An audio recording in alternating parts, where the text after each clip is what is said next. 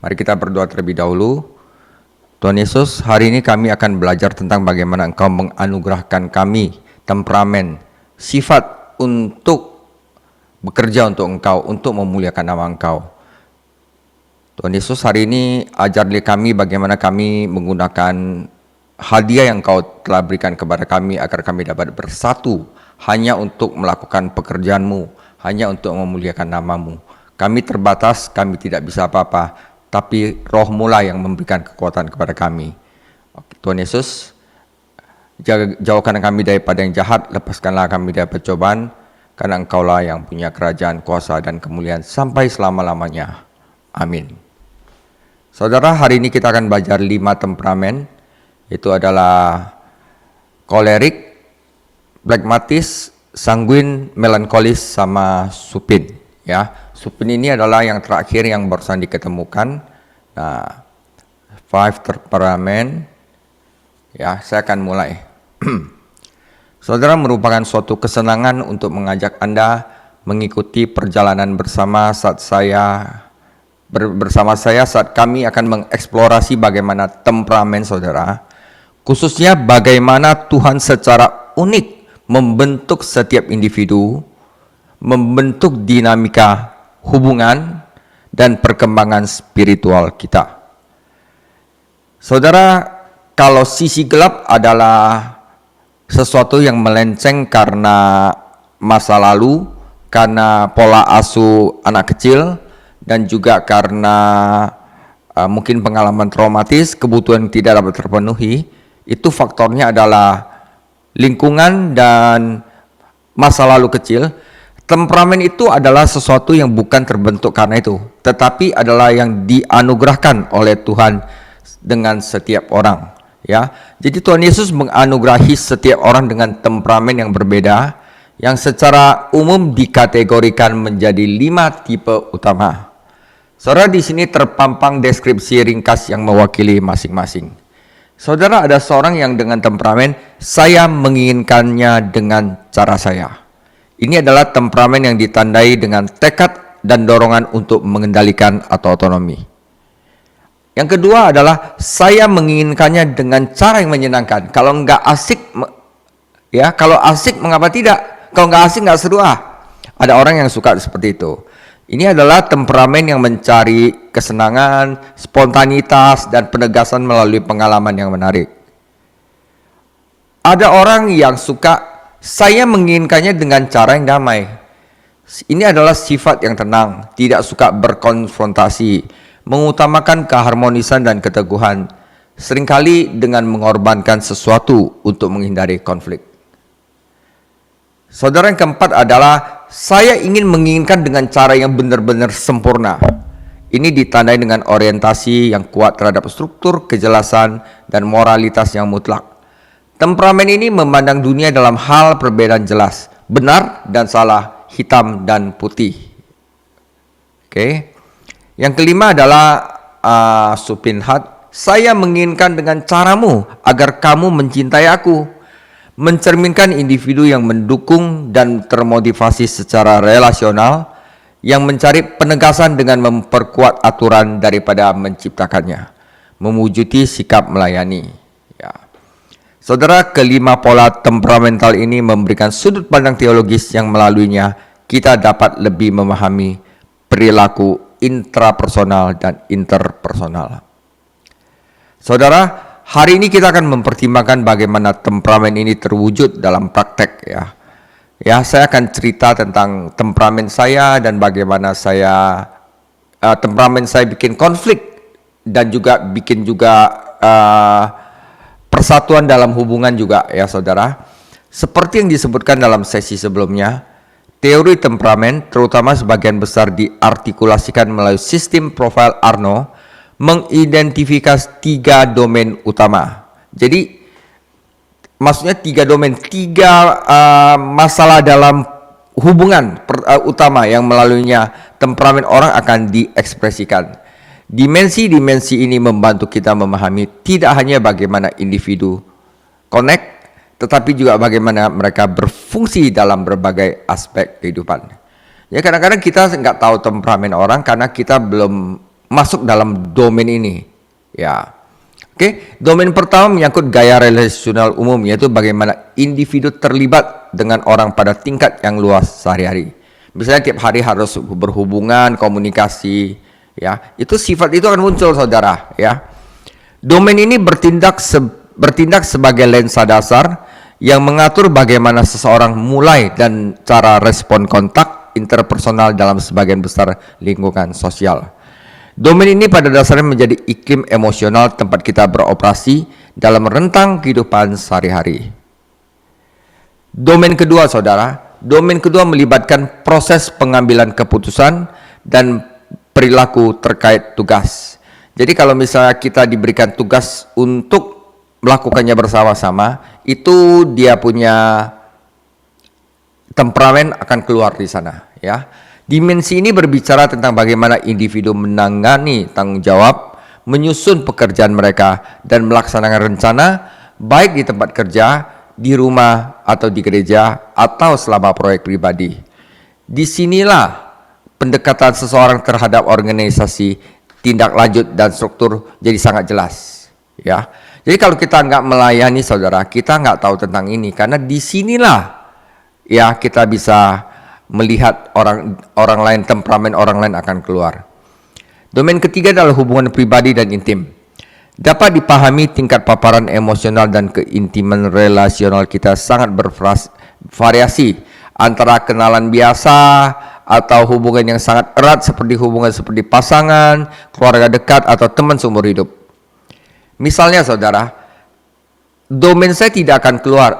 Domain saya mungkin kerentanan yang mungkin saya bagikan dengan gembala misalnya, nggak mungkin tidak sama dengan kesopanan sosial yang diberikan kepada staf saya. Domain ini mengungkapkan bagaimana seorang mengalami kedekatan, kesetiaan, dan keamanan emosional. Ya, saya tidak mungkin orang baru kenal, tiba-tiba makan di angke restoran, cuman ngobrol sebentar, saya keluarin koleris saya. Nggak mungkin, saudara, ya. Tetapi mungkin sama orang yang udah tiap hari kayak seperti sama Eko, sama Pak Kelvin, itu saya keluar gitu udah. Ya, karena kita udah ada hubungan pribadi yang tahu sama tahu lewat pekerjaan yang kita lakukan, dan di sana mereka bisa lihat bagaimana saya ambil keputusan, saya bagaimana lihat Pak Kelvin ambil keputusan, dan Bro Eko ambil keputusan. Nah, itu adalah 3 domain. Pertamanya bagaimana gaya seorang terlibat, yang kedua itu bagaimana seorang mengambil keputusan, dan yang ketiga adalah dalam hubungan pribadi. Oke, saudara, saya akan cerita. Secara pribadi saya ingin mengakui dinamika luar biasa dari teman-teman di sini yang sudah 4 tahun ya mempercayai saya untuk sama-sama melayani Tuhan Yesus. Saudara, terlepas dari konteks profesional, ibadah kita, ibadah pendalaman Alkitab, saya juga telah merasakan memupuk persahabatan spiritual yang mendalam. Saudara sudah tahu, kadang-kadang saya ketiduran, itu saudara sudah tahu ya. Nah, yang ditandai oleh kepercayaan dan tujuan bersama untuk belajar tentang Tuhan Yesus, untuk mengenal Tuhan Yesus. Saudara, inilah tujuan Tuhan memberikan temperamen, saudara. Seorang masing-masing orang ada kelebihan, kekurangan, sifatnya juga beda. Tetapi untuk tujuan yang sama dan saling mendukung, bukan untuk menjatuhkan, saudara. Nah, saudara, saya ingin menginginkannya dengan cara saya, itu adalah koleris. Saya ingin menginginkan dengan cara yang asik. Mengapa tidak? Itu sanguin, saudara. Saya menginginkannya dengan cara yang damai, itu adalah pragmatis. Saya ingin menginginkan dengan cara yang sempurna, melankolis. Yang kelima adalah saya menginginkannya dengan caramu agar kamu mencintaiku, itu adalah supin, saudara. Nah, saudara, dalam domain pertama yaitu hubungan umum, saya memiliki temperamen koleris, saudara, dan sedikit pragmatis. Kecenderungan alami saya adalah ke arah cara saya koleris. Tetapi saya untung tidak kaku saat cara saya yang koleris itu harus dikorbankan untuk pragmatis. Dengan temperamen saya, saudara, saya butuh tim, terutama yang melankolis, yang dapat menyempurnakan saya agar saya dalam kendali emosional. Dan saya juga butuh tim ceria yang sanguin, yang dengan mudah menarik orang lain ke dalam ruang pendalaman Alkitab kita. Jadi saudara, setiap temperamen membutuhkan temperamen yang lain, saudara. Energi interpersonal sanguin yang sering digambarkan di antara kita sebagai kota pesta, mereka itu gampang sekali ngomong sama orang, bisa ngomong berjam-jam, entah ngomong apa gitu ya. Itu akan membawa keceriaan dan kehangatan pada sifat saya yang cenderung kaku, saudara. Nah, itu adalah tentang bagaimana saya keluar temperamen koleris saya dalam hubungan umum. Dalam domain kedua, pendekatan mereka terhadap pengambilan keputusan dan pelaksanaan tugas. Dalam sikap saya yang koleris, mungkin spontan, fleksibel, yuk jalan dulu ya Teng, ya. Etos kerja mereka dicirikan dengan konsentrasi yang dalam, perhatian terhadap detail dan pola pikir yang metodis, memastikan tugas diselesaikan dengan keunggulan dan integritas. Itu adalah koleris, saudara, struktural gitu. Nah, dalam domain ini, partner yang melankolis akan menunjukkan nilai tinggi untuk ketepatan, ketertiban, dan melakukan segala sesuatu dengan cara yang benar. Nah, karena itu saudara, dalam masalah kerja, koleris ditambah melankolis itu adalah suatu partner yang paling sempurna untuk melakukan pekerjaan. Yang satu dobrak, yang satu menyempurnakan, saudara. Nah, dalam domain ketiga, hubungan pribadi yang mendalam, kecenderungan pragmatis saya akan muncul lagi, ya, mengekspresikan keinginan yang tulus untuk hubungan emosional. Koleris akan sedikit ngalah karena nggak akan, koleris itu dia keras gitu, saudara, ya. Dan di sini pragmatis saya akan muncul karena apa? Saya ingin yuk kita sama-sama cinta damai gitu ya, mengekspresikan keinginan yang tulus untuk hubungan emosional. Saudara, individu dengan hubungan pragmatis ini sangat bersemangat untuk mempertahankan hubungan interpersonal dengan cara yang damai. Pragmatis saya nggak terlalu tinggi seperti korelis saya, tapi kadang-kadang muncul kalau saya lihat ada masalah hubungan pribadi yang muncul, saudara. Namun dalam hal penerapan sistem dan pengelolaan, sifat koleris saya akan berusaha meyakinkan saudara. Saya akan tunjukin struktur dan intensionalitas, saudara. Jadi kadang-kadang kalau saya pendalaman Alkitab, saya kasih struktur dulu, saudara. Itu adalah cara saya sebenarnya untuk meyakinkan saudara tentang sistem pengelolaan saya. Itu adalah, walaupun saya waktu dulu tidak terangin itu adalah sifat korelis, tapi sebenarnya inilah adalah sifat korelis saya yang muncul dalam tugas, saudara. Nah, saudara, kombinasi temperamen ini ya antara koleris dan melankolis akan mencerminkan kompleksitas dan keindahan bagaimana Tuhan membentuk individu, bukan sebagai tipe statis, saudara, tetapi sebagai makhluk dinamis yang mampu mewujudkan kekuatan yang berbeda di berbagai domain relasional. Saya ada korelis, saya ada pragmatis. Dalam hubungan kerja, saudara, yang kedua untuk mengambil keputusan, koleris saya biasanya keluar. Tapi pada saat saya lihat saya terlalu keras dan banyak orang mulai mundur, pragmatis saya akan main. Untuk apa? Hubungan pribadi yang mendalam, dan nanti banyak lagi interpersonal dari teman-teman yang akan melengkapi tim saya seperti melankolis, sanguin, atau supin, saudara. Ya, sepertinya sekarang kita nggak ada tipe yang sanguin ya. Saudara, dalam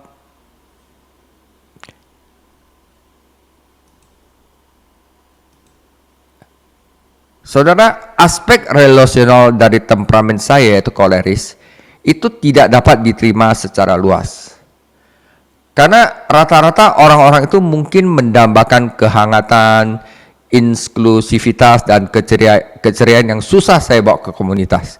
Orang itu lebih suka orang tipe sanguin dan supin. Mereka adalah orang ekstrovert, saudara. Ekstrovert yang lebih people person. Kalau koleris dan melankolis itu adalah task oriented person, ya. Karena itu, saudara, saya harus sadari bahwa aspek relasional dari koleris itu tidak dapat diterima secara luas. Orang-orang mungkin menambahkan kehangatan, inklusivitas, dan keceriaan yang susah saya bawa ke komunitas. Mungkin konflik yang signifikan bisa terjadi ketika sisi cara saya dari temperamen koleris saya mulai muncul ke permukaan. Sementara sikap pragmatis saya tertrigger untuk menghubungkan, mengikut sertakan dan melibatkan orang secara relasional. Namun saya juga terprogram untuk mencari struktur, tatanan dan keselarasan dengan keyakinan yang berprinsip, terutama dalam pengambilan keputusan. Saudara, seiring dengan semakin matangnya suatu persekutuan, misalnya persekutuan kita lah pada Alkitab, dan munculnya peluang baru, saudara, perspektif yang berbeda akan muncul dalam jemaat. Menjadi semakin umum bagi para anggota untuk mendesak saya, ayo bikinnya yang isu-isu kontroversial doh, jangan yang terstruktur terus.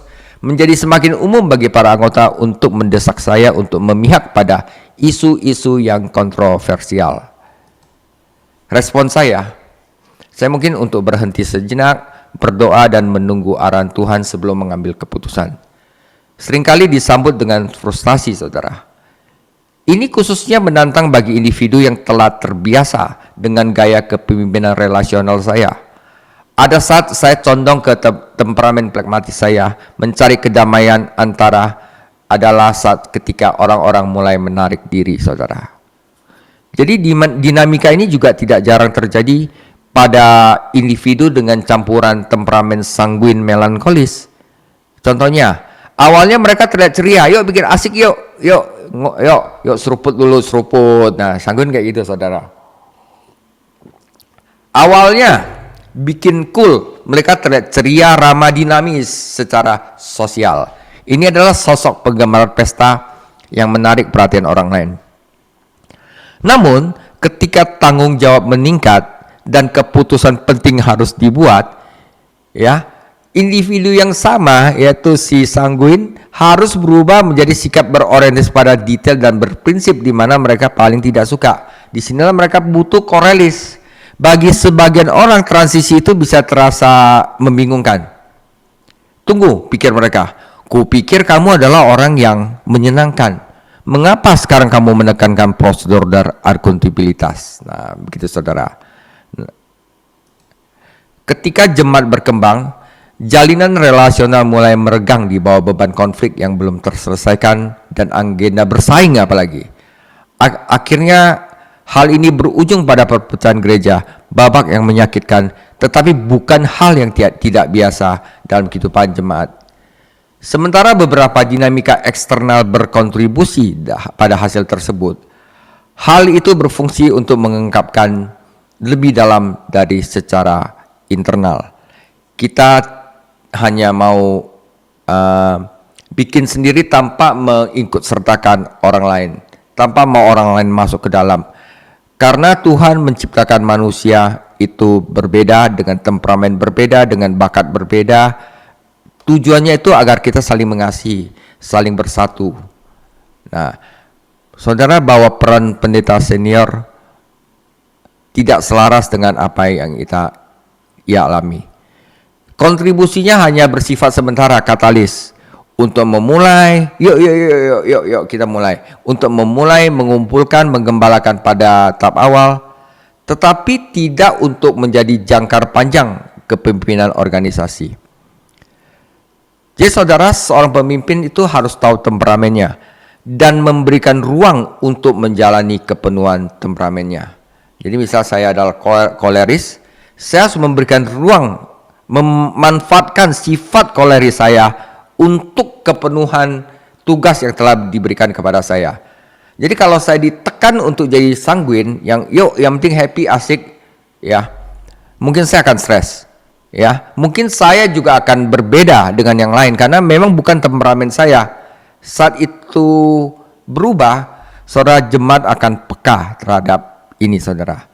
Ya, seorang pemimpin harus memberikan ruang untuk menjalani kebutuhan temperamennya, bukan sebagai seorang yang ditekan untuk mengambil tanggung jawab yang tidak sesuai dengan temperamennya, karena jemaat akan peka terhadap hal ini, saudara.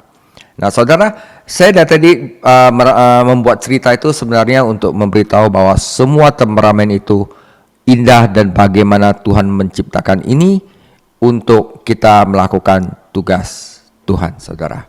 Jadi kita tidak bisa sendiri, karena ini adalah apa yang Tuhan berikan sebagai hadiah dan bagaimana kita menggunakannya untuk mengandalkan orang lain agar kita bisa menjalani hubungan relasional dengan orang lain dan juga untuk mengakui kelemahan kita sehingga kita dapat melakukan tugas Tuhan dengan benar. Saudara, mari kita lihat detail satu-satu tentang setiap temperamen.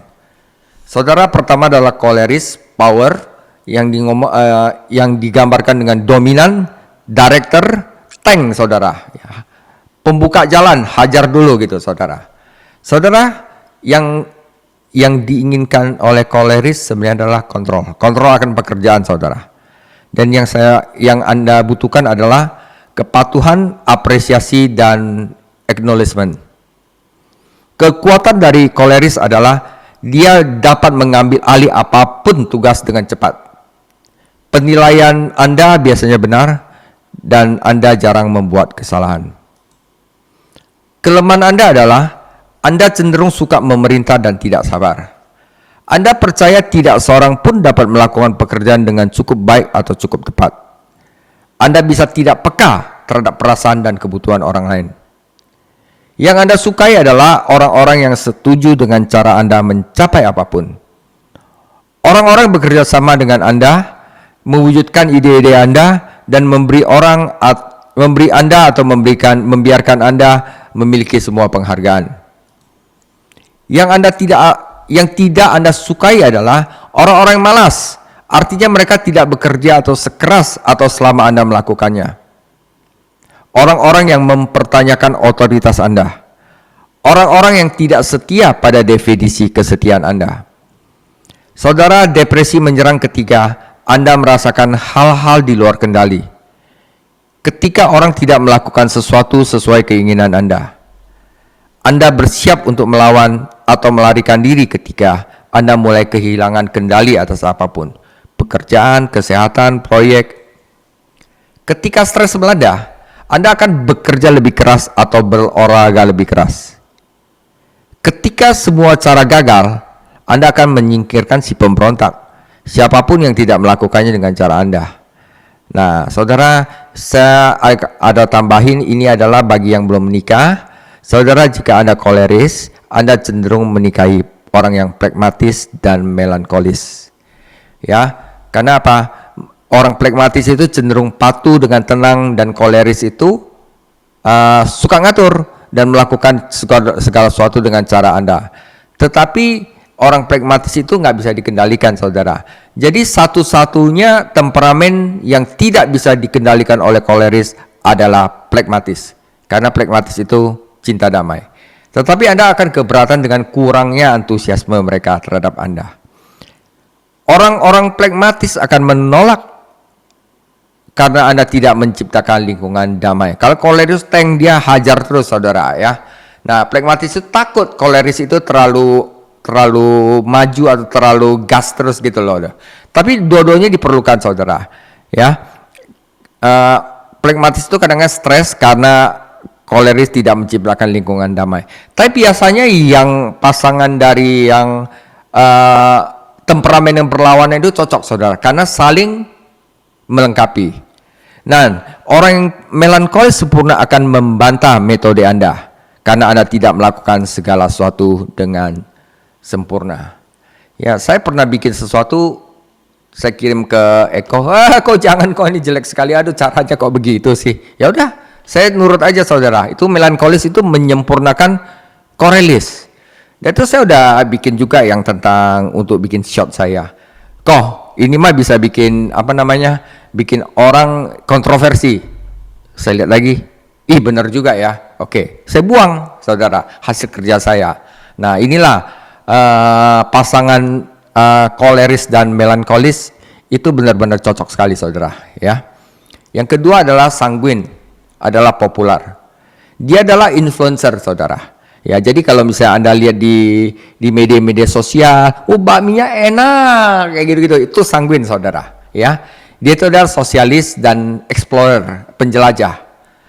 Yang Anda inginkan adalah kesenangan. Jika tidak menyenangkan, apa gunanya? Sanguin juga suka pengaruh orang-orang, pengaruh agar orang mendengarkan Anda. Yang Anda butuhkan adalah agar orang menganggap Anda luar biasa. Ya, yang mereka butuhkan juga perhatian, kasih sayang, persetujuan, dan penerimaan. Kekuatan Anda adalah Anda dapat berbicara tentang apa saja, kapan saja, untuk jaga waktu berapapun, ada informasi atau tanpa informasi, saudara. Itu sanguin. Kekuatan Anda adalah kepribadian yang ceria dan penuh optimisme. Selera humor yang tinggi, Anda dapat meredakan ketegangan jika keadaan menjadi terlalu serius. Jadi sanguin juga diperlukan dalam suatu organisasi, saudara. Ya, kalau misalnya ada melankolis dan koleris, itu kan orang yang sempurna dan orang yang dobrak kok. Kalau misalnya suatu hari dia bisa bikin ketegangan, harusnya orang sanguin muncul, ya kan? Karena dia bisa meredakan ketegangan dan dia bisa menyenangkan orang lain. Ya, cocoknya jadi host, jadi kayak MC yang pembawa acara, itu paling cocok sanguin, saudara. Jadi kalau misalnya ada sesuatu yang timbul, dia bisa putar balik sehingga sesuatu itu jadi reda lagi. Nah, kelemahan Anda adalah tidak teratur, saudara. Orang sanguin, dia kalau tampil di luar, pakaiannya itu suka yang bagus-bagus. Tetapi di dalam kamarnya itu dia biasa jorok, saudara. Tidak teratur kecuali Anda ingin terlihat baik-baik agar orang lain menganggap Anda hebat. Kalau orang tidak menganggap Anda hebat, dia tidak teratur, dia langsung drop, saudara.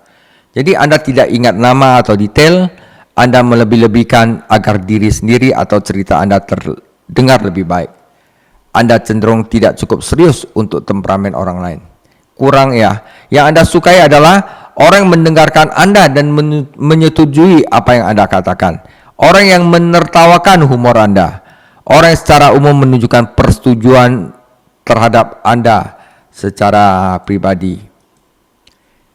Yang tidak Anda sukai adalah orang-orang terlalu kritis.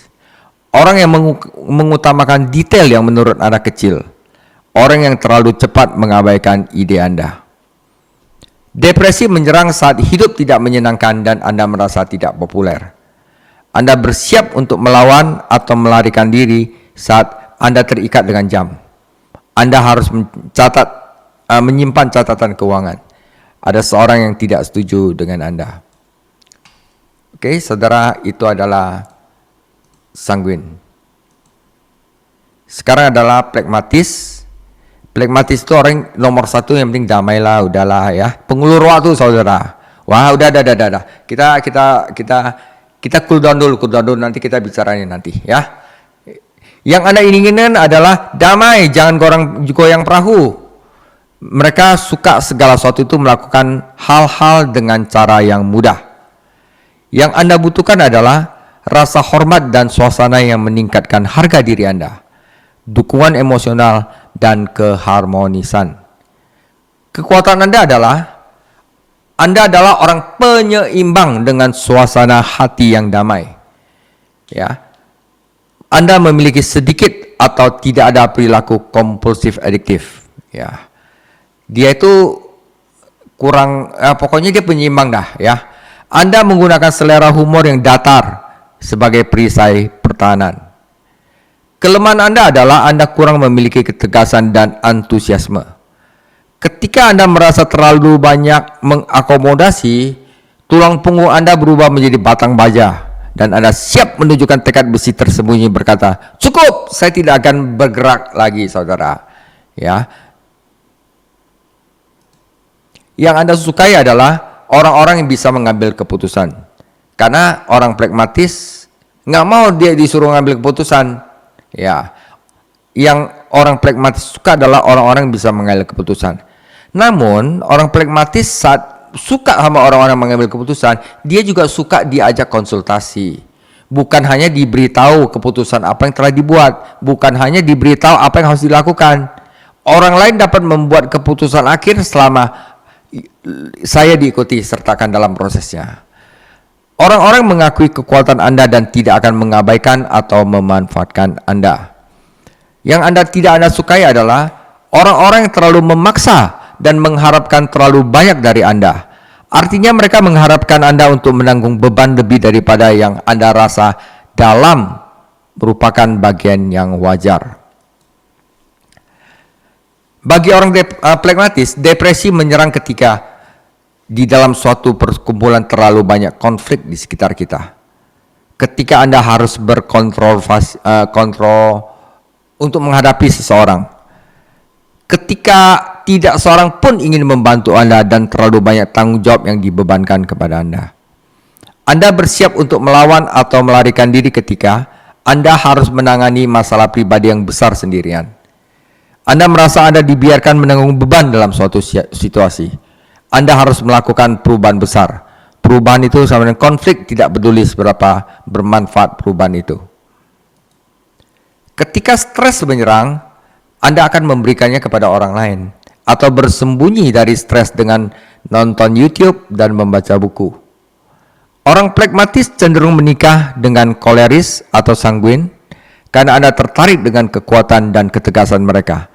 Tetapi Anda lelah terus-menerus ditekan dan dikendalikan.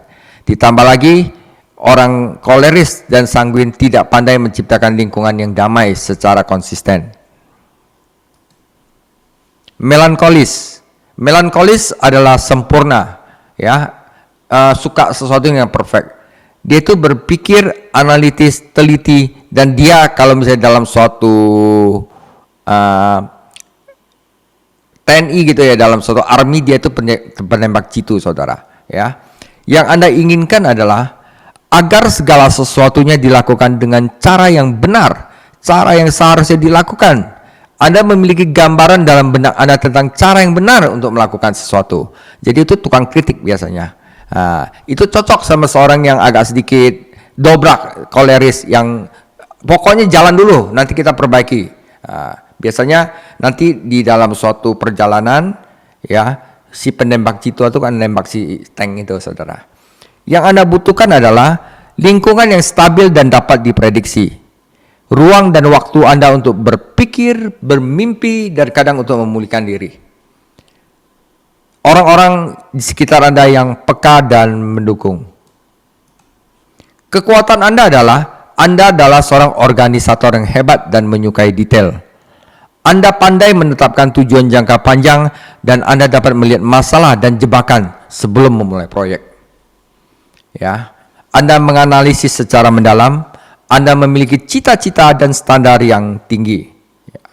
Kelemahan Anda adalah Anda cenderung menghabiskan waktu terlalu banyak untuk menganalisis dan mempersiapkan diri karena Anda ingin melakukan dengan cara yang sempurna. Anda mengingat hal-hal negatif dan curiga terhadap motivasi orang lain, Anda mudah tertekan. Yang Anda sukai adalah orang-orang menjalani hidup dengan serius dan dapat berpikir dengan cerdas. Orang-orang melakukan percakapan yang mendalam dan masuk akal. Apa yang Anda tidak suka? Orang-orang tidak serius, yang tidak teratur dan pelupa. Orang-orang yang tidak peduli pada detail. Orang-orang yang tidak dapat diprediksi, dan orang-orang yang melebih-lebihkan. Depresi menyerang ketika hidup Anda tidak teratur dan Anda tidak dapat memenuhi standar Anda. Dan yang lebih buruk, tidak ada seorang pun di sekitar Anda yang peduli untuk membantu Anda memenuhinya. Ketika Anda merasa telah diberitahu bahwa Anda melakukan sesuatu yang salah, Anda bersiap untuk melawan dan melarikan diri ketika Anda merasa melakukan kesalahan. Karena dia perfeksionis, dia kalau dituding melakukan kesalahan, dia langsung stres, saudara. Dan Anda diminta untuk mengkompromikan standar Anda. Jadi saudara kalau ingin bekerja sama melankolis kayak saya, apa yang Anda bagian mereka, udah biarin mereka aja yang urus gitu loh. Nggak usah ikut campur itu. Kalau nggak tidak akan terjadi sesuatu yang baik. Tidak seorang pun di sekitar Anda yang mengerti bagaimana perasaan Anda sebenarnya. Ketika stres menyerang, Anda menarik diri, tenggelam dalam buku dan tidur. Anda terus-menerus memikirkan masalah dan pikiran Anda. Kadang-kadang Anda menyerah begitu saja.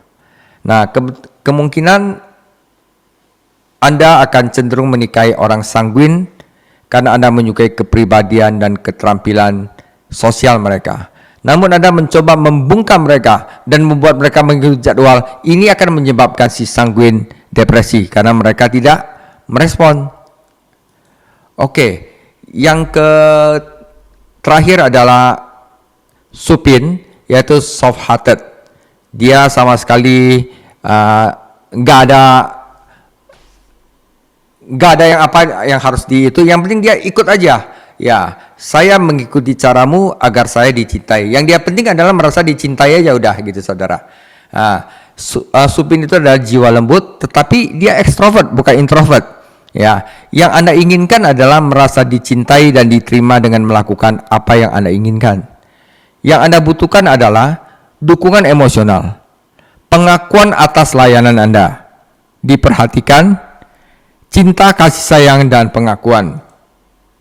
Kekuatan Anda adalah jiwa lembut dan kerendahan hati Anda, kesetiaan dan loyalitas Anda dalam persahabatan, keandalan dan semangat Anda untuk diajar, hati pelayan Anda, yaitu Anda suka melayani orang lain. Kelemahan Anda adalah, saudara, Anda tidak tahu bagaimana mengatakan tidak. Anda sangat takut akan penolakan. Anda akan melakukan apa saja agar seorang memperhatikan Anda, termasuk manipulasi. Anda berharap orang lain tahu apa yang Anda butuhkan dan menjadi marah jika orang lain tidak tahu atas itu, nggak peka gitu, saudara. Tidak menunjukkan kesadaran akan kebutuhan itu, atau dengan kata lain, orang tidak bisa baca pikiran Anda. Anda mudah tersinggung dan merasa terhina. Anda cenderung menderita kecemasan dan rasa bersalah. Yang Anda sukai adalah orang-orang membutuhkan Anda, didorong dan dibantu dalam mengambil keputusan. Seorang yang membantu berbagi tanggung jawab agar diakui, dia akan gampang menerima persetujuan dan pengakuan atas berbagai layanan Anda.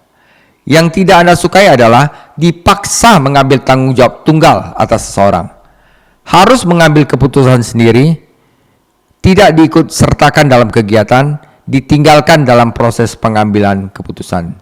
Jadi saudara, jika seorang korelis atau mungkin sanguin lagi ngomong suatu proyek, hati-hati sama supin, saudara, ikut sertakan mereka dalam pengambilan keputusan. Orang pragmatis juga perlu ikut sertakan dalam pengambilan keputusan.